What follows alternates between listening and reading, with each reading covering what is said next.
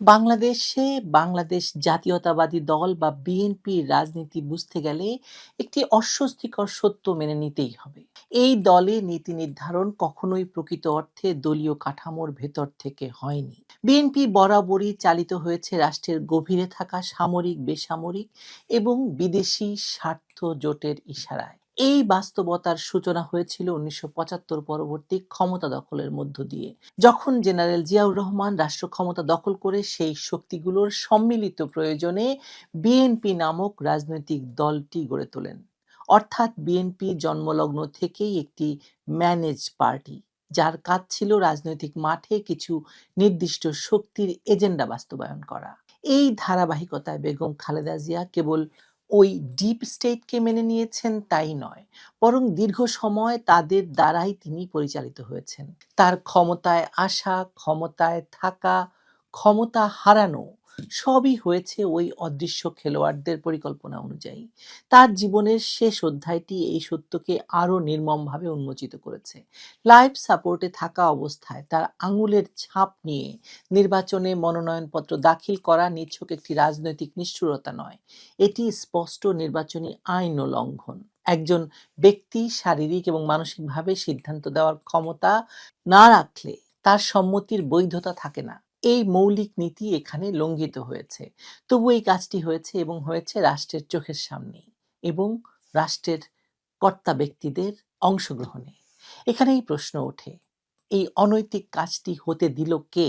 কেন অবৈধ অন্তর্বর্তী সরকারের আইন উপদেষ্টা আসিফ নজরুল এবং তার সহচররা তখন নীরব ছিলেন, অথচ মৃত্যুর পরপরই রাজনৈতিক দায় চাপাতে এত উচ্চকণ্ঠ হলেন আসিফ নজরুল? আরো গুরুতর প্রশ্ন হলো, গত নভেম্বর মাসে শীত, দূষণ এবং স্পষ্ট চিকিৎসা নিষেধাজ্ঞা থাকা সত্ত্বেও কারা খালেদা জিয়াকে সেনাকুঞ্জের অনুষ্ঠানে নিয়ে যেতে বাধ্য করেছিল? নিজ দলের ভারপ্রাপ্ত চেয়ারম্যান তারেক রহমান নিজেই স্বীকার করেছেন ডাক্তাররা তাকে যেতে নিষেধ করেছিলেন। তাহলে সেই মানসিক শক্তি কার চাপের ফল ছিল বলুন তো? বাস্তবতা হলো, ইউনূস সরকারের প্রতি আনুগত্য প্রদর্শনের জন্য সরকার এবং সেনা সম্পর্কিত মহল থেকে বিএনপির উপর চাপ ছিল এবং সেই চাপ মেনেই একজন গুরুতর অসুস্থ মানুষকে প্রকাশ্য অনুষ্ঠানে হাজির করা হয় এবং তাকে হাঁটানোর চেষ্টা করা হলে তিনি বসে পড়েন। আপনি ভিডিওটা দেখবেন দয়া করে। সেখান থেকেই তার শারীরিক অবস্থার দ্রুত অবনতি ঘটে। এটা কাকতাল নয়, এটি রাজনৈতিক দায়হীনতার ফল।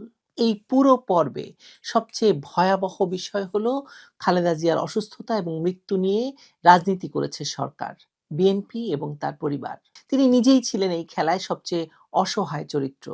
নামেই নয়, বাস্তবেও এক ধরনের রাজনৈতিক পুতুল। তার নাম খালেদা খানম পুতুল।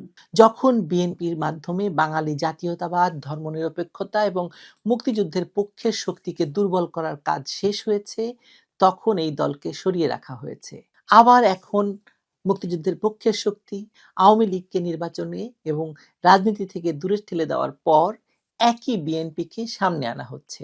এই ওঠানামা কোনো কাকতালীয় ব্যাপার নয়, এটি পরিকল্পিত ব্যবহার একটি রাজনৈতিক শক্তিকে, রাজনৈতিক নেতৃত্বকে। এই বাস্তবতায় সবচেয়ে জরুরি প্রশ্নটি হলো, খালেদা জিয়া যেমন এই দেশি বিদেশি চক্রের নির্দেশ মেনে দল টিকিয়ে রেখেছিলেন, ক্ষমতায় গিয়েছিলেন, তারেক রহমানও কি সেই একই পথে হাঁটবেন?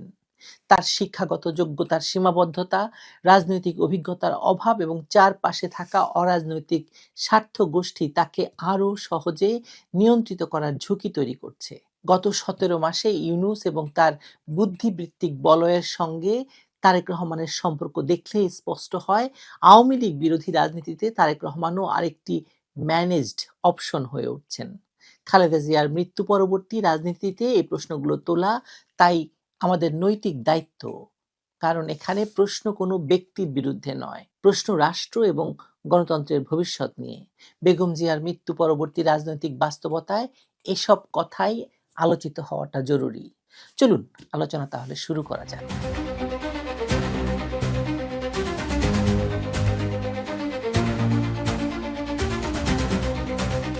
বেগম খালেদা জিয়াকে মানুষ কিভাবে মনে রাখবে? এই প্রশ্নের উত্তর খুঁজতে গেলে আবেগ দিয়ে শুরু করলে চলবে না।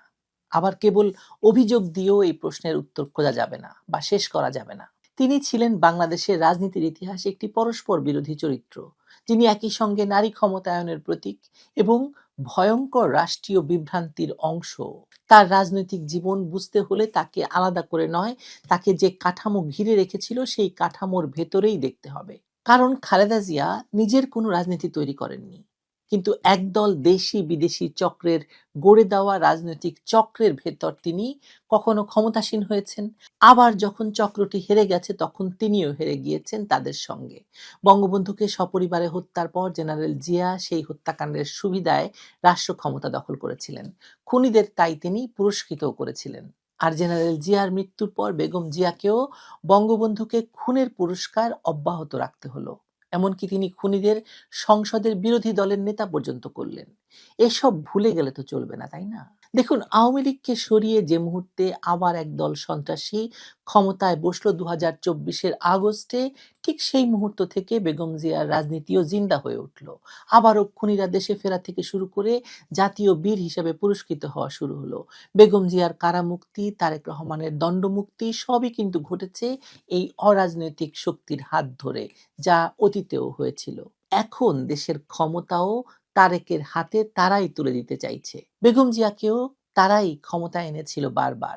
তিনি একটি রাজনৈতিক বারবি ডলের ভূমিকা খুব ভালোভাবেই নিভিয়েছিলেন।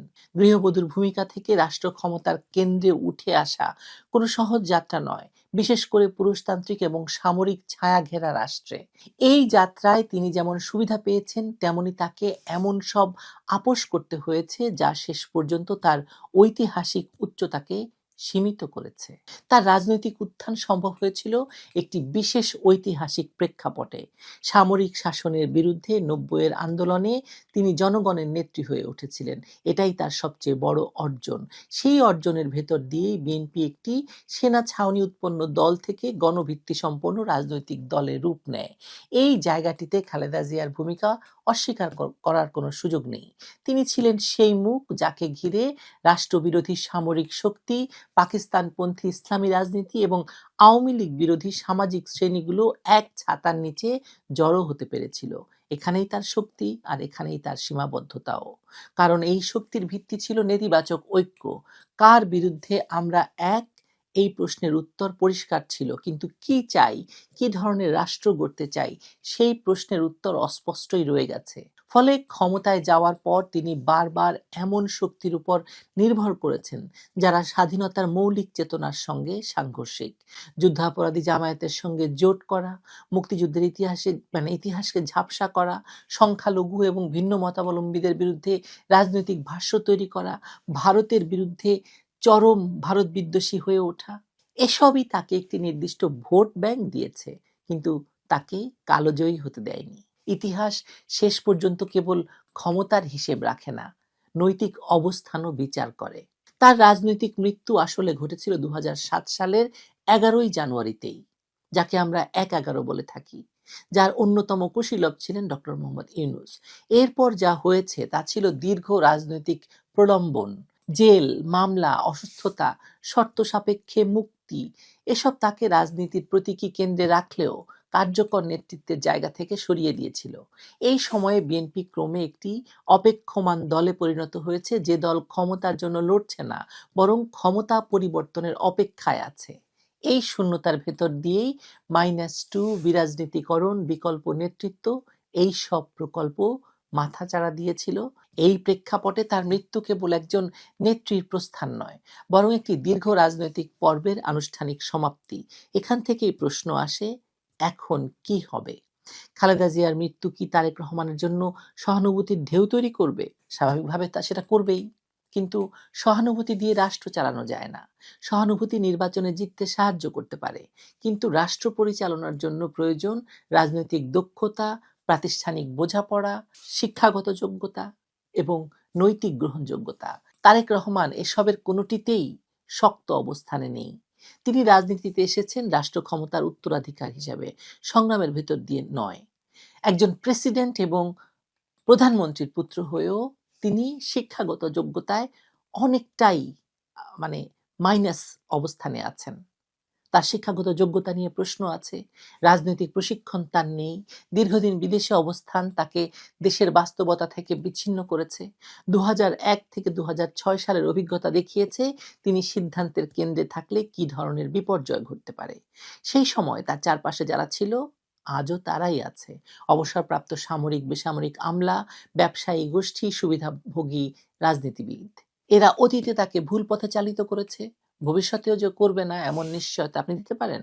পারেন না। সবচেয়ে বড় প্রশ্ন হলো, আজ যে রাজনৈতিক শক্তি তারেক রহমানকে সামনে ঠেলে দিতে চাইছে, তারা কি সত্যি বিএনপির ভবিষ্যৎ চায়, নাকি বিএনপিকে ব্যবহার করে রাজনীতিকে আরো দুর্বল করতে চায়? ইতিহাস কি বলে? এই শক্তিগুলো কখনোই শক্তিশালী রাজনৈতিক দল চায় না। তারা চায় নিয়ন্ত্রিত দল, আপোষকামী নেতৃত্ব এবং দুর্বল গণতান্ত্রিক প্রতিষ্ঠান। খালেদা জিয়া জীবিত থাকা পর্যন্ত তিনি ছিলেন একটি বাধা, এবং খালেদা জিয়াকে আসলে মোল্ড করা যেত। তার মৃত্যু সেই বাধা সরিয়ে দিয়েছে। এই জায়গায় এসে আইন উপদেষ্টা হিসেবে আসিফ নজরুলের ভূমিকা বিশেষভাবে প্রশ্নবিদ্ধ। শোকের দিনে দায় চাপানোর রাজনীতি কেবল অরুচিকর নয়, বিপজ্জনকও। তার অতীত বক্তব্য, অবস্থান পরিবর্তন, সুবিধামতো নৈতিকতা সবই এখন জনসম্মুখে উন্মুক্ত। তিনি কোনো বিচ্ছিন্ন ব্যক্তি নন, তিনি সেই বুদ্ধিবৃত্তিক শ্রেণীর প্রতিনিধি যারা দীর্ঘদিন ধরে দুই প্রধান দলের মধ্যে বিভাজন জিইয়ে রেখে ডিভাইড অ্যান্ড রুল রাজনীতিকে তাত্ত্বিক বৈধতা দিয়েছেন। এরা দুই নেত্রীকে একদিন প্রশংসা করেছে, পরদিন বাতিল করার কলাম লিখেছে। এই শ্রেণীটাই -2 ধারণার বা ফর্মুলার বুদ্ধিবৃত্তিক জ্বালানি। খালেদা জিয়ার মৃত্যুকে ঘিরে স্লো পয়জনিং তত্ত্বের পুনরুত্থানও এই বিভ্রান্তির অংশ। চিকিৎসা বিজ্ঞানের দৃষ্টিকোণ থেকে এই অভিযোগের কোনো ভিত্তি নেই, এটা স্পষ্ট। লন্ডনে বেগম খালেদা জিয়া চিকিৎসা নিয়েছেন, লন্ডনের চিকিৎসারা এ ব্যাপারে কোনো কথা বলেননি। শোককে ব্যবহার করে দায় চাপানো, ইতিহাসকে পুনর্লিখন করা এবং প্রতিপক্ষকে নৈতিকভাবে কোণঠাসা করা, এই খেলাগুলোই এরা খেলেছে এতদিন। অথচ বাস্তবতা হলো তার দীর্ঘ অসুস্থতা বয়সজনিত এবং চিকিৎসাগত কারণেই হয়েছে, এবং এই সত্যটাই সবচেয়ে কম আলোচিত এখন। সব মিলিয়ে আবারও সেই প্রশ্নটাই তুলি, খালেদা জিয়া কিভাবে শরিত হবেন? তাকে কিভাবে মানুষ স্মরণ করবে? কেবল নারী প্রধানমন্ত্রী হিসাবে? নিশ্চয়ই নয়। তিনি শরিত হবেন একজন শক্তিশালী কিন্তু অসম্পূর্ণ নেত্রী হিসাবে, যিনি পারেননি রাষ্ট্রকে একটি স্পষ্ট আদর্শিক পথে নিতে। 91 সালে ক্ষমতায় গিয়ে তিনি মুক্তিযুদ্ধকে আঁকড়ে ধরতে পারতেন, তিনি সেটা করেননি।